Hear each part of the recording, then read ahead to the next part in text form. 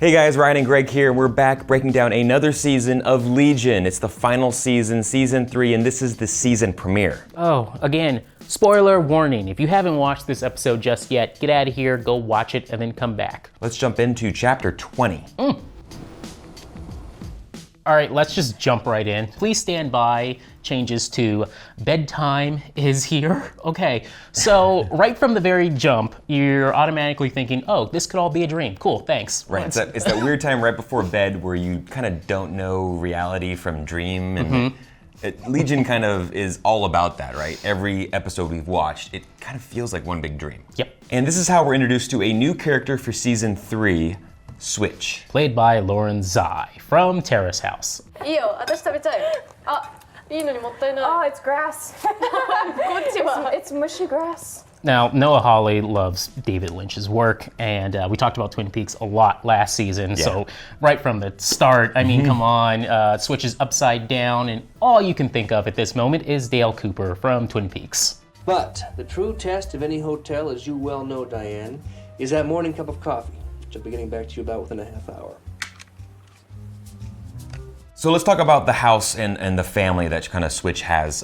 She's extremely rich, it looks like. From the looks of it, it looks like she's got a lot of money, or her father does, or whatever he is. But we just know he deals with robots. Very distant family. The relationship between her and her father is just basically over an old TV FaceTime, but there isn't much intimacy in terms of a family, any family structure. Nope, not at all. Now, just looking at that scene in the room itself, which is, again, immaculate from like the checkered floor, but that chandelier looks mighty familiar to the Delusion demon or monster from last season, so I thought that was kind of cool. Totally, yeah. The whole room, how obviously the set design is just immaculate in this show.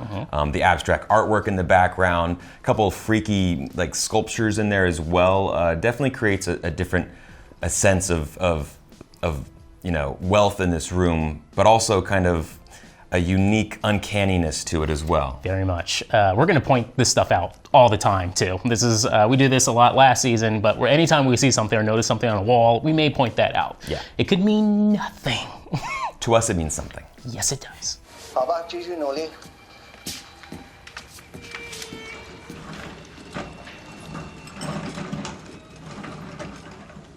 Now, it's clear that Switch has lived a rather repressed and disciplined life upbringing, but she expresses her own personality through her clothing and fashion. Yeah, she looks like she could be on next season's Project Runway as a new contestant. Right. At the same time, I'm loving the use of color, like, again, since the beginning of time with Legion. Noah Hawley, each and every season, they're really, really good at their color palette and how they use that to demonstrate or describe each character. Right, I mean, she's walking on the street and everything's very bleak and very drab colors, and then you see Grays her pop and blacks with her colorful headphones, all the jackets she's wearing, and she's a mutant, obviously we know, and then she just pops on that screen. She's disattached from this world to Right. tell you that she doesn't really care much for anything here, and she can pop and go wherever she chooses. Also, again, if you're playing the Legion color scheme chart of Which what is a means real everything, game. yes, it is. Blue means love, red means anger, yellow means fear, Shadow King, and pink means innocence. And what color are Switch's headphones? Pink. Good point. Now, over the course of her mundane life, Switch comes across some flyers. They're almost like little breadcrumbs that David has left around for a certain mutant and someone with the powers and prerequisites that Switch has to kind of come across and find. A lot of fun little references and Easter eggs here in these flyers as well. Yeah, and this all felt like a light version of The Matrix. And Yes. just Switch's Neo, which is really cool. This whole episode felt like I was just watching The Matrix. You ever have that feeling where you're not sure if you're awake or still dreaming? All the time. Now let's talk about that first flyer she comes across. Like I said, some fun Easter eggs here. The basket is watching. It Fukuyama. felt eerily similar to Admiral Fukuyama, who we had last year. Also, don't trust the mustache. The Vermilion have mustaches, right? Amal Farouk also has a mustache. Yes, he does. And we also say, find the pregnant virgin. First, I thought Lenny from last season at the very end when we saw Legion and Lenny together and she was pregnant. And then, but sure enough, it turns out to be Lenny's friend. Your Majesty, we're going to have a little prince. And then another Lynch fantasy nightmare reality come to life is when Switch steps on that screaming flower. I loved it. I'm sorry. It almost looks like the flower is like waving at her too when she like fixes her, eyes down on it. She's like, what is going on? She knows that some other powers are at work here, and it's not just some random flyer. Like someone is calling to her, like literally. Yes. 不要一边思考过去，一边听音乐。 So one thing that we can assume is that Switch is not the experienced time travel quite yet. She's still learning the ropes of what to do and what not to do and kind of the obstacles in the way of all this. In addition to that, she's going to school. Yep. And also she's an amazing artist. She's doodling all these visions that she sees and all these descriptions of what she's reading off the flyers as well. And one line that really stood out to me when she's listening to these lessons is that there's, quote, no perfect future. And it really was glaring to me because the whole idea is that David wants to change the past in order to fix what was kind of undo all the horrible things that happened, and basically that no matter what, the lessons of time travel will tell you that it's never going to end up perfect, no matter what we do. Time is not a river. It's a jungle. It's a jungle, and there are monsters, so there are obstacles and there are challenges along the way when you are time traveling. Another thing about the lessons is that we don't know how many lessons she has to go. I'm assuming she's early in this course, chapter 13 and 14. There could be 300 lessons. Exactly. So for all we know, this could play out just like last season, how we had John Hamm's character narrate at the very beginning. So hopefully we get these throughout the entire season, where it's just a little narration at the beginning, lessons in time travel, and then we move forward.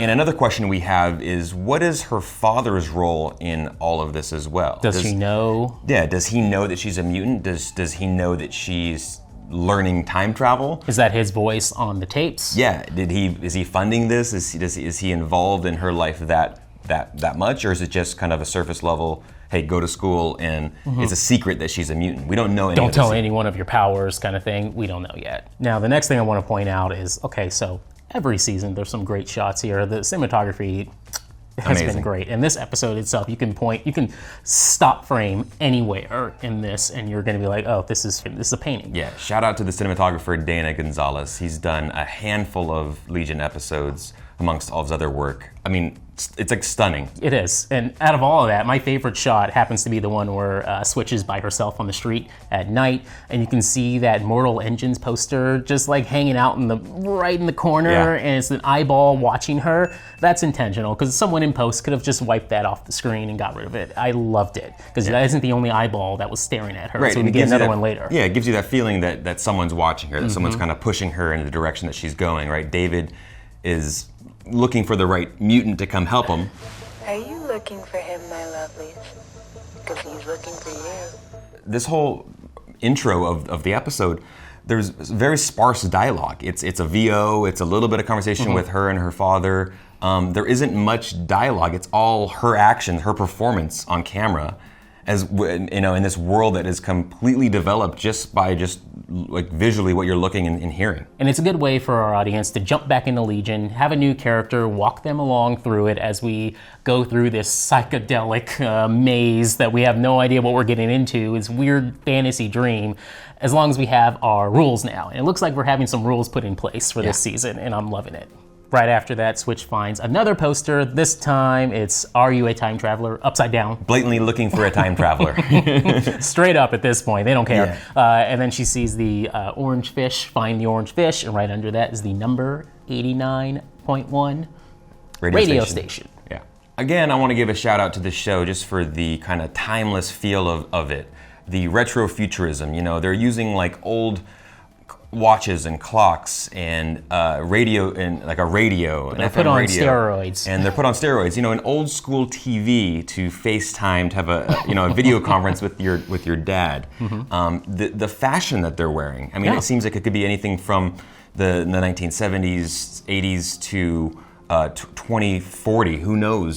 So it never feels like you're in one time frame at all, and that's perfect for a show that's literally dealing with time travel. Speaking of time travel, we get Switch's first attempt to use her powers on camera. It was pretty damn cool. She Visually looks really sick. Oh, it's so cool. And she uses it to decipher the message from the radio broadcast in 89.1. And not only can she open the doors to different opportunities in time, but it seems like she can also slow down and speed up time in the moment in order to hear certain things that she couldn't hear in real time. And I don't think we can overestimate how, like, when watching this show, how it's presented to you. It's a really unique take on time travel and how they do it. And it's funny is this show, you got to watch it more than once. Yes. Sadly, for some of you out there, I want it in one take. No, this is a show you have to watch multiple times. Why is it blue? It's always blue. I did notice a few fun things in Switch's room. First, on her nightstand, she has the hourglass sand timer. Yes. Perfect for someone who time travels. And then, also the drinking bird. Boop. Yep. Which will repeatedly keep on taking a drink of water thanks to thermodynamics. We've seen this in, like, The Simpsons. There's even in Mad Men. It's in Mad Men, but you're just going to know it from The Simpsons. Yeah.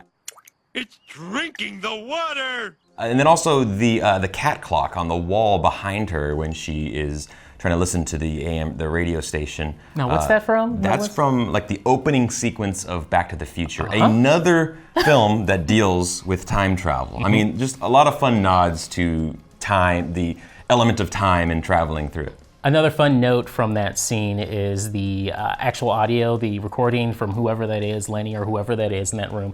It's violets are blue, it's always blue. Now, what's that from? That's literally a callback to last season's soundtrack, the album that Jeff Russo put together. It's literally called It's Always Blue, Songs from Legion Season 2. So a fun little nod there to what they've kind of laid the groundwork for past seasons ago. Did I ever tell you my favorite color was blue?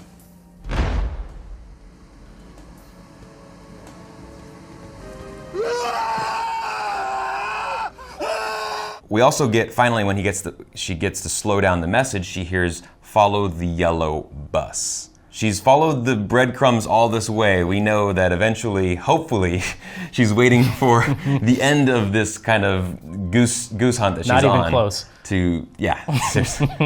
Follow the bus. The yellow bus. She's walking, she finds the bus, the yellow bus, which is red. And everyone's partying. Of course, everyone's partying on that bus. They're getting ready to go meet up with David, I assume. And she follows that all the way to a green door. Which has the same alley. logo. Okay. Yeah, which has the same logo as the pregnant virgin, so she knows she's in the right spot. Not sketch at all. Not sketch certainly. at all. Sure, cool. But then when she goes inside, it's the most amazing, like, cleaners I've ever seen, with the whole musical number once you know the password, which is salmon. And the second that scene starts, I immediately go back to The Matrix again in that scene where just the gun racks, where they're going back and forth through that. Totally.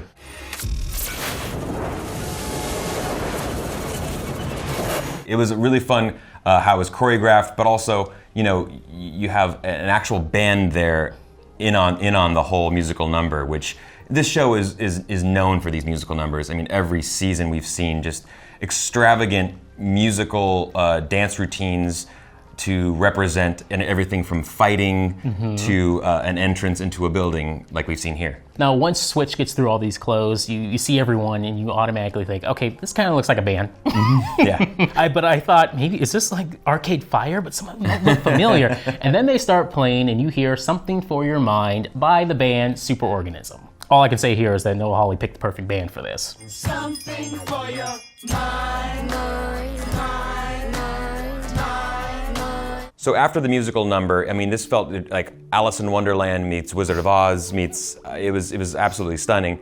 Then she goes into a crawl space, a literal, like, interdimensional crawl space that goes through, like, workspaces, like underwater, in caves, in the sky, across buildings. My favorite part is she goes up and then all of a sudden the next thing she's down into, like, the ocean. It's all over the place. Right, it visually looks stunning here again, and then finally she arrives at what they're calling, what at least Noah Hawley is calling, the Enlightenment House. Far out.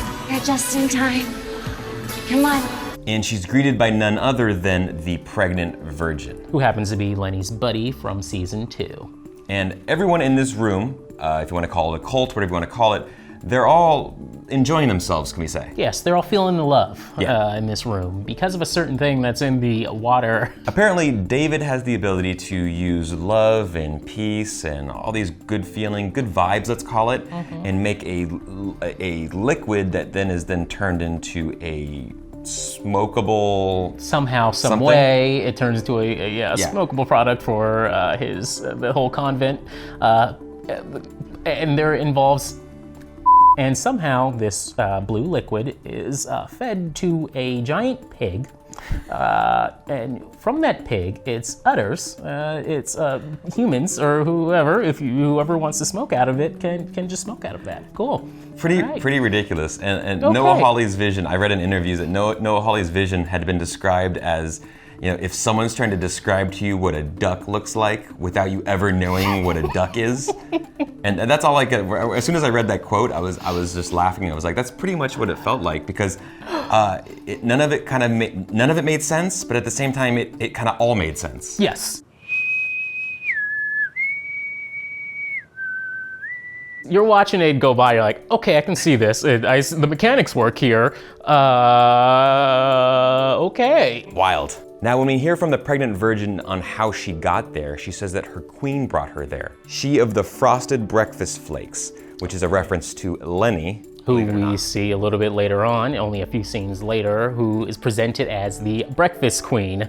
And that's a fun little nod to the season before where she was the cornflake girl. Right. So now she's probably self-promoted herself to the breakfast queen, and that's awesome. Cornflake girl.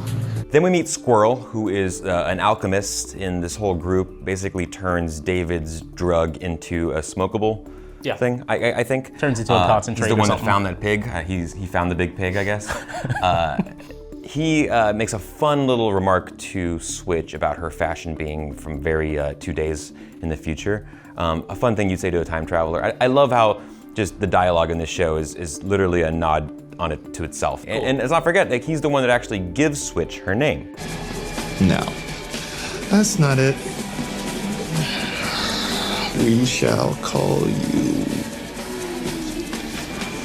Switch. Okay, now let's talk about David's room cave. Stunning. Incredible. It looks like a mix of, if you took Frank Lloyd Wright's Guggenheim and you remixed it by Richard Serra. Richard Serra came along and said, let me try something, and did his own thing. With the light coming in. Yep. The big sunlight. Big dome, light of God coming in, and then you have this little tiny hole in the wall, which is his house. And it's even inside the little house, it's tiny too. Yeah. David then gets a chance to meet with Switch and kind of explains the predicament he's in and how he creates these mental places out of thoughts and feelings and emotions, and he's able to basically bring Switch back into her home. And then they have a really interesting conversation with each other. You read my mind? No secrets. That's one of our rules. What about trust? I tried that. It's better to read people's minds. This just shows exactly where David is in his mind. He does not trust anybody at all after what happened back at the end of season 2. He's far on one side now, and there's no convincing him. It's basically all-out war with Division 3 and him. Speaking of last season, he says this as well. Love each other. I need that. Love. And that just shows that he's still reflecting on the events that happened at the end of season 2. Yeah, the people that he trusted turned on him, he feels, and they kind of aligned with Amal Farouk, the one entity that was, controlling him for 30 years and had, fought with his father as well. So he clearly can't believe what happened, and now he wants to take matters into his own hands. Next up, we're back with Squirrel, who's sitting on the porch, and we have another blue flower, and you can tell now that it has lips. It has blue lips. Now, who in the comics who has blue lips like that? You don't say. Notice? Oh yeah. Oh, what's his name? Apocalypse. He's not showing up. He's not on this show.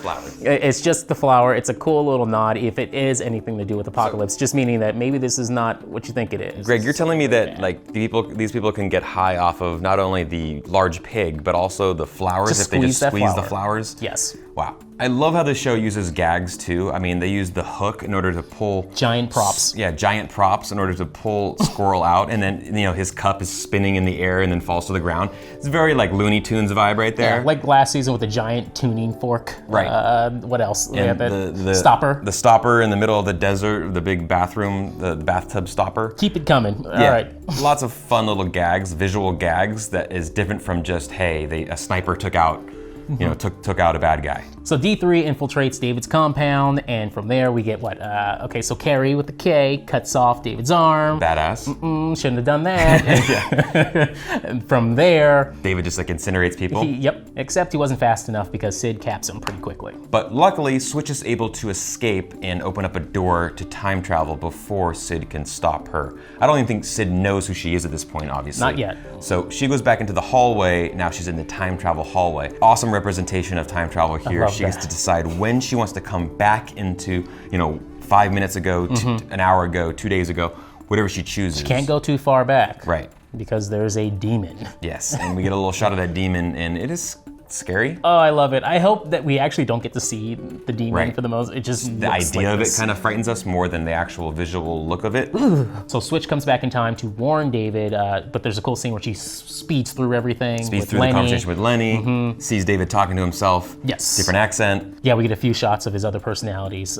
We at least see one of them in there. We know there's more. But David thinks that this time he can take on D3 head on. Same conclusion, Sid shoots him in the back again. What was cool though that he transported into this firefight, just an awesome job of how they had the visual elements of David's powers working against D3. And the visual effects were amazing. At the same time, the cinematography, again, great with the blue and yellow clash, yellowish orange clash they had with David versus the Shadow King. It was awesome. Now, after watching both these sequences, I was blown away. It just struck me how out for blood Sid is. Jackie Brown, she's just bam. Yeah, she does. There's no conversation. There's no explaining. She is just cold-blooded, wants to kill David on sight. And it was alarming because compared to like Amal Farouk, he was very much more kind of conservative with how he was going to deal with David. Maybe even talk David down or. I don't know. He has a weird relationship with David. It's like he calls him my child, and he has a love for David since he spent so much time with David. Now he tells Sid later on that we're going to be the ones. Let us kill him. I don't think he wants to kill him. I don't think so either. I agree with you. He has other plans. I don't know what they are, but I have a feeling he has other plans for David. Maybe his dad. Again, Switch is able to escape and get back into her time travel gateway. But then she's dropped back into Amal Farouk's astral plane. Basically, how it's explained is he kind of caught her right before. Yeah, he caught her trail. He kind of sniffed the trail out and found her before she could get back into the time that she chose. Really cool conversation between these two. And Farouk mentions that he once had relations with a time traveler named Geraldine. Now, this is a stretch. We know that Legion doesn't really stay that close to the comic book references. Not at all. But could it be copycat? Vanessa Geraldine Carlisle. So maybe, hey, she was working with X-Force. Maybe it had something to do with Cable. They went back in time and she hooked up with them. The only problem is that Copycat was not a time traveler. Nope. I mean, Stretch. Cable time traveled, right? But she still was more of a shapeshifter. But we like to just pull out random Marvel Comics references and pretend that they're, hey, it was a fun nod, if anything. So what you're telling me is that X-Force is going to show up this season and they're going to fight Apocalypse. Boom. Exactly. You heard it here first. X-Force! X-Force. Now, Switch is able to escape from Amal Farouk, but before she does so, she explains kind of why she's on David's side. Yeah. Which was interesting because, he's like, you don't know anything about David. Why are you helping him out? True. And she says that David is a man and Amal Farouk, you are a robot. Now, I don't believe he's actually a robot. I don't know. I was struggling to figure out what this actually meant. He does have a mustache, though, like the other robots that we see in the show. Don't trust the mustache. Don't trust the mustache. At the same time, she mentions robots again later on when she brings up her father's room with all the robots in it. She used to pretend she was a robot. Right. Which would come back around later in this episode at the finale where you see her as a little robot, which is awesome. I love that sequence. Now, as for Division 3, we kind of get some perspective on what they've been doing doing, the inner workings of their headquarters. They're like in a flying fortress. Noah Hawley's Spruce Goose or something. Yeah, retrofuturism again here. It looks a little bit like the Avengers helicarrier and the S.H.I.E.L.D. jump jet. Sure. It's quite amazing sight to see, and we quickly learn that Amal Farouk is teamed up with Division 3 in a search for David. This is where we get a conversation with Sid, and we get caught up with the Carries as well, and this is where we see our new and improved Patanomy. Oh wait, not Patanomy. What does he call himself now? The mainframe. Yes. Not that mainframe from Guardians of the Galaxy Volume 2, don't worry. No. This mainframe, though, has a mustache. Again, another mustached robot. Sure, cool. Anyways, we also get to see, back to that conversation with Sid and Amal Farouk, some new tattoos that Sid has on her wrists. Me first. Me and first, yeah. What did you get from that when you first saw that? All I can think is she's trying to remember her future self, possibly, and to not forget what David did to her. And no matter what David does through manipulation to her, when he actually does reach out to talk to her at some point, she won't forget. I do like that. She will not forget what he did. Not only to figuratively put yourself first, but also literally your future self came to try to fix something and stop the world from ending. Don't stop what you're doing. Remember to put that person first and to make sure that you kind of stay the course. Yes, and kill David.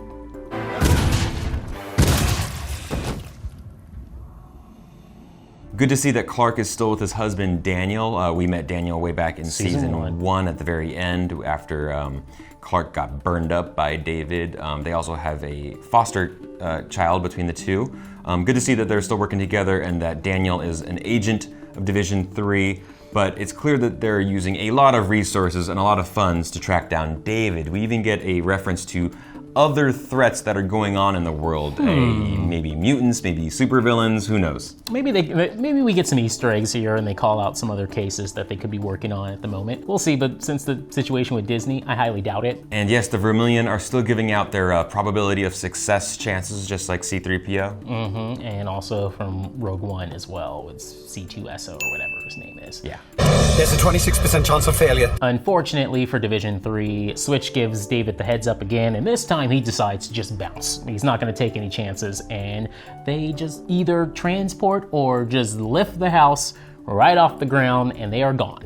Yeah, I took it like either it was his powers mixing with her powers of time travel, that they were able to open up a door and move everything together, or he just his power is so large and vast that he was able to just move everything all at once. It could be a mix of both their powers, because what happens at the end, Sid finds her tooth, Switch's tooth, and Switch was playing with it earlier in the episode, which I'm curious, I wonder what that means. I don't know what that means just yet about her teeth, or whether or not it means she's older than we think and she can't play with time, or is her body falling apart?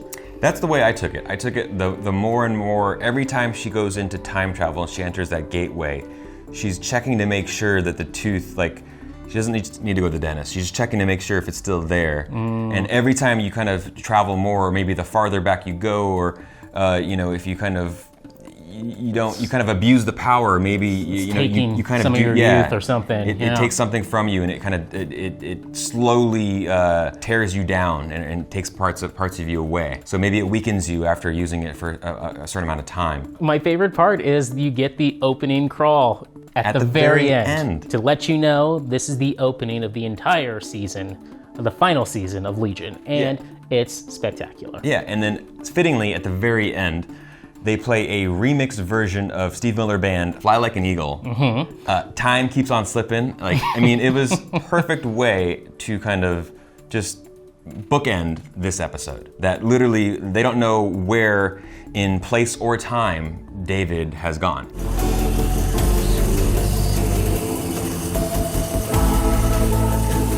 That'll do it for us, guys. A fun episode, but we have a ton more to cover this year. We're gonna break down every single episode. That's all 8 of the final season of Legion. And let us know what you think's going on in the comment section down below. Give us all your theories. Apocalypse is not showing up. Let's leave that one But you out. know who is? Professor X. Oh yes. We'll see you guys later. Bye-bye. Bye.